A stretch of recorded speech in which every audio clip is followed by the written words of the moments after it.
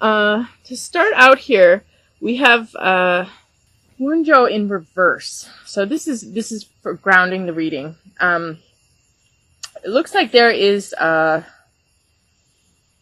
some negative situation or negative energies. There's like this submergence into like kind of a feeling of hell almost. Just so much negativity, toxicity. It's like sadness and confusion and just feeling possessed by negativity and feeling like the need to rage and just kind of overwhelm. And it could even be like some type of bipolar thing where there's like this back and forth where there's negativity and then also just like totally impractical, delusional positives too. It's like just things very, very much imbalanced here. Just feeling imbalanced in life and just feeling like everything is, also a feeling of alienation, feeling like you're alone, you're stuck, you're confused, you're overwhelmed, just feeling down, just like brought to your knees with the negativity. And, but this is paired with the being able to find that, star to follow you out, find that light at the end of the tunnel. And being able to, sometimes when we hit rock bottom, that's when we start to actually get that spiritual strength, where we surrender and we realize that the situation is beyond us and we reach to something higher and realize that we surrender to the reality and then ask for help. And that help is there. So, you're wanting to know what to do or how to get out of something, and you receive this knowledge, you receive this connection with the universe, or this feeling of being carried through a hard time. So, it's just, you're being picked up out of a really negative situation here. So we start out, these are the moving lines, so these are steps in time, and we start out with Chocolata, which is about getting your balance and starting to, like, it's almost like all of a sudden you become really aware of what is intoxicating you, what is bringing you down, what is knocking you to your knees, what is really, making you on those extreme highs where you're feeling excessive with everything, where you're feeling that rage or that depression and that alienation and being brought to your knees where you just can't handle things anymore. And really getting a grip on what it is that's influencing you, what it is that is making you feel off balance. And Chocolata has to do with understanding that everything's okay in moderation, but if you have too much of it, it can be a poison. So everything can be a medicine in moderation, but you got to see when you're losing respect for that medicine and it's becoming an addiction where it's taking over for you. When all of a sudden you lose your power and you've given it over to something else, and becoming aware of where you've given your power. How have you given your power away? To what? And taking that power back. So there's this first step here in taking your power back and becoming aware of what you're taking in, what you're surrounding yourself with. So this can be, any food, any drink, any food, any smoke, anything you're putting into your body. It can also do with people. Any thoughts that people are putting into your head, a lot of times if you have a person who is just, emotionally manipulating you or, emotionally or psychologically abusing you in some way, this totally throws you off. I mean, you're going to be off with everything, and you got to see what's the poison. Where have you given your power away? And you got to take that back, and you got to realize that you can't have that in your environment anymore, or you can't have that being put into your body anymore. Something has to change, because you just can't go on like this. Something has to change. So, as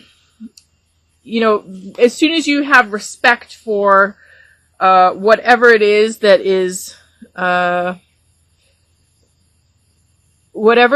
you feel that you need, or you feel that you're powerless over, all of a sudden you're gonna realize that you don't need it, and you have your own power, and it will help you to it's like you gain your own strength, you gain your own footing, and you start to moderate your intake of anything into your body, or anything into your mind, or into your energy system.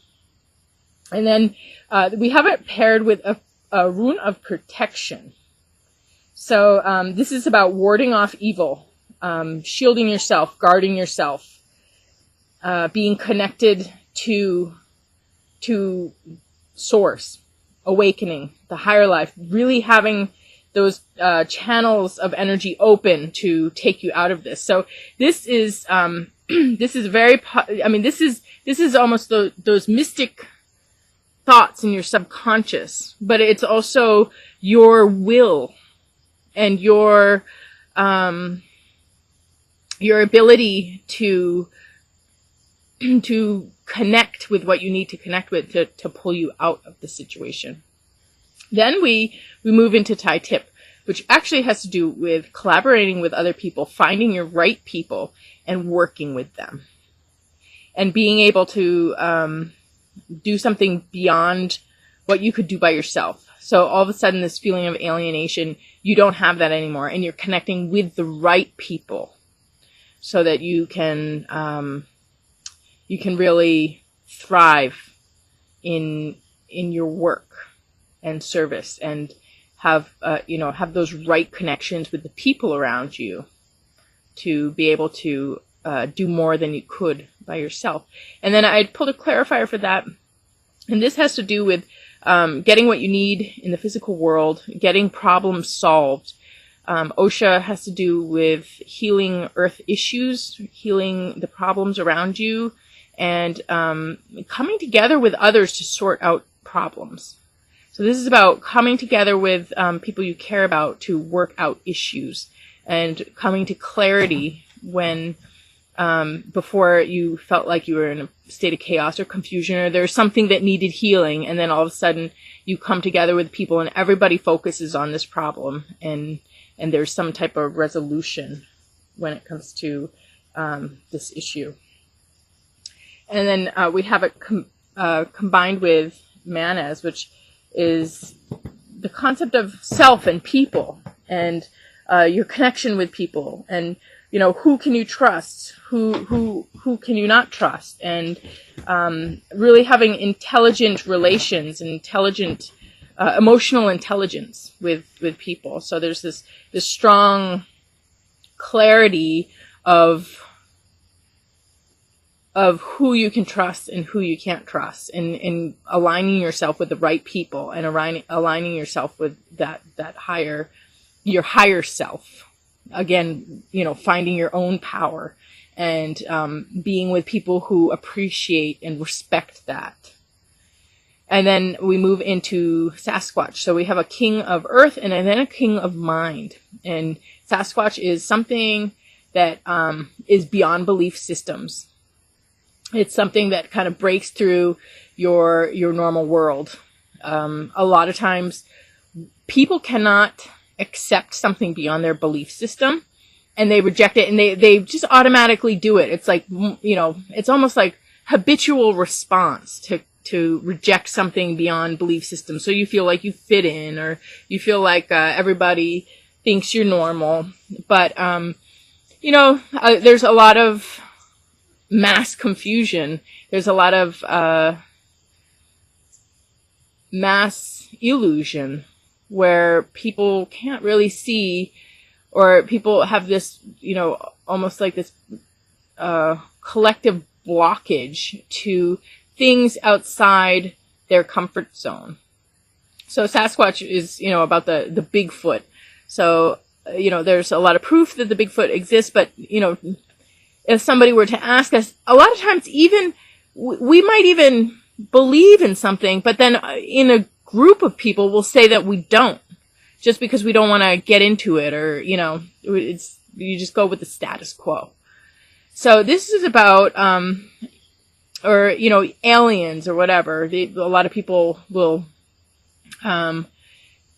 they can't believe in the existence of an alien. And then if you actually happen to see some UFO type thing, it's almost like you can't believe it, or you can't make sense of it. And you start to try and make sense of it in terms of what your belief system is.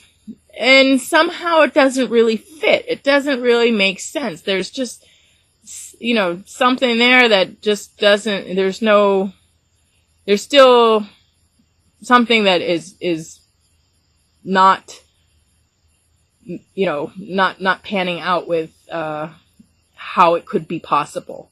So then all of a sudden you start to realize that, okay, maybe you're seeing something beyond what you normally have seen in the past. Maybe you're seeing something beyond what you're used to, what you've seen your entire life or believed in your entire life. There's something that just doesn't make sense right in front of you. So now all of a sudden you have something outside of your belief system that you're going to have to break down your personal beliefs to start to accept or embrace the truth of your experience. So this has to do with, the truth of your experience, breaking down old belief systems, and kind of coming to a awakening, or an expansion of thought, or an expansion of understanding. And then I drew a clarifier on this, and this is about something being born in your life that's beyond you. And there's something that wants to come in, or something that is coming into your life, some way in which your life is changing, or some way in which your life is greatly improving in your physical world, and it's beyond you. So it's interesting because we have this concept of being beyond, and having this beyondness coming into our regular everyday life. So this is, I find this very interesting, with the resourcefulness, we're reaching up beyond where we normally have, we're going beyond our usual limits for help. And then we have experiences that take us beyond our limited thinking, or our past belief system. And then we have something beyond actually coming in and manifesting in our lives that really takes us for a ride, and changes everything. So there's this big kind of movement from the beyond into your personal experience of life and personal understanding. And then we have the rune combined with this that has to do with like the harvest, and finally breaking through, and having all of your hard work, or all of your prayers finally being answered, things finally coming in for you. Having that success and that peace, and feeling, accomplished at the end of a cycle, feeling the changes that are happening, and the ending of a lot of hard work, and kind of moving into an easier way. So it's like getting the hang of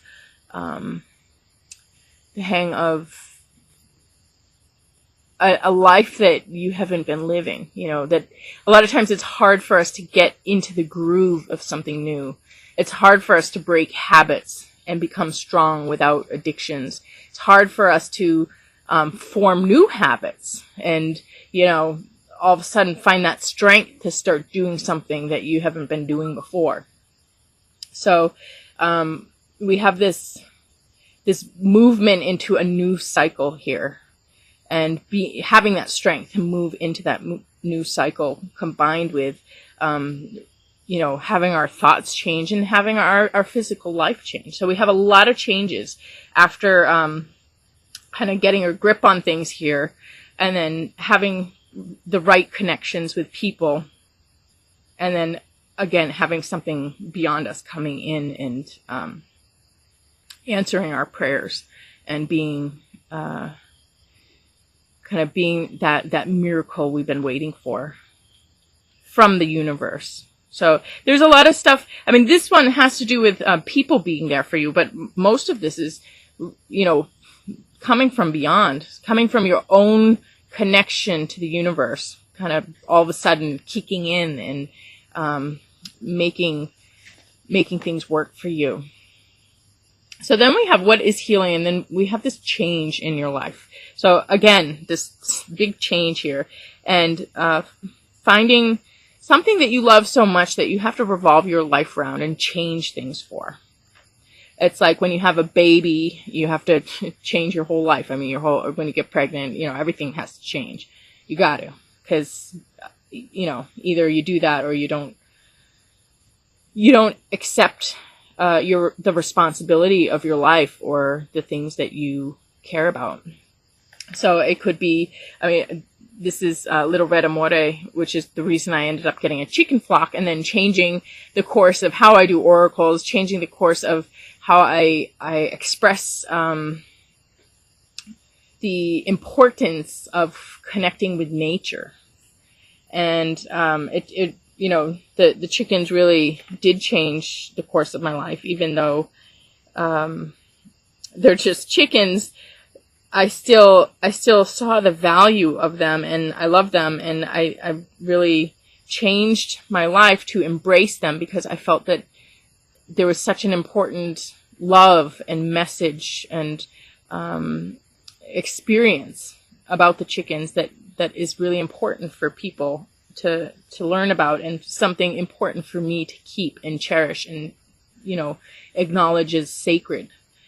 So as you embrace this new thing in your life, and it might change your career, it might change your course of plans, but or it might just alter them in some way. But there is this shift and change, this death and rebirth in your planning for life, and what you the way you live day to day, where you have to do what you need to do for what's important. I mean, it's like if you don't do this, you just don't feel good about yourself. So you gotta do this, and you gotta make your life good for whatever this is that is coming in. So you have a healing around this. So which means that there is something already in your life, but now you're getting the strength to really embrace this change, and you're really kind of accepting the fact that this is a part of your life now, and you need to make space for that and make plans with that in mind. And I drew a clarifier on that, and it's just about shaking things off, purifying yourself, getting into a positive space, and getting rid of all that toxicity and negativity, becoming calm and pure. So this is lavender. Lavender cleanses the skin, it cleanses the aura, and you shake things off and come back to yourself, where there's nothing kind of taking away from the sense of who you are. And then the rune here, combined with that has to do with inheriting property, inheriting a home, or inheriting some type of physical thing. And it can also have to do with people coming into your life, and, you know, almost like a new group, or it can be some type of increase or abundance in some way that's like physical and tangible in your physical world. So I feel like it has to do with the sense of home, though, the sense of your personal life, you know, something physical or tangible that comes into that, and you feel that it's really important or it's really significant. So again, it kind of is similar to the concept of Little Red Amore, but this is not so much just one thing, but more of I guess it could be one thing, but more of this like a new foundation of something that comes in. So it's not just something that you have to change your foundation for, but it's actually like your foundation is changing, and you have, this is like a perfect timing for your foundation to change when you have something that you really need to be providing for, or changing your life for. And then we have the overall message card, which is people that are bound for a lifetime. People who are with you unconditionally, no matter what. You can do no wrong. And they're there for you all the time. And you can always rely on these people. And they're just solid help, solid therapeutic relation. So, you know, the overall message card is something that you should definitely think about and keep in mind. So if there is somebody in your life, definitely draw on that person.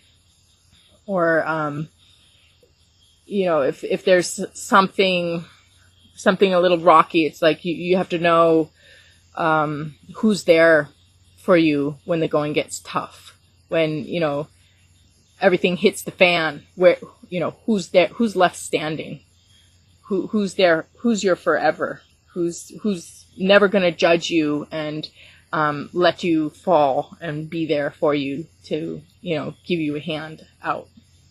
And then we have that combined with strength and endurance and protection, and trustworthiness, dependability, reliability.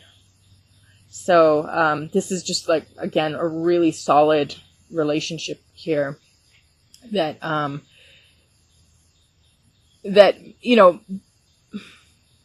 may trump, you know, this new situation.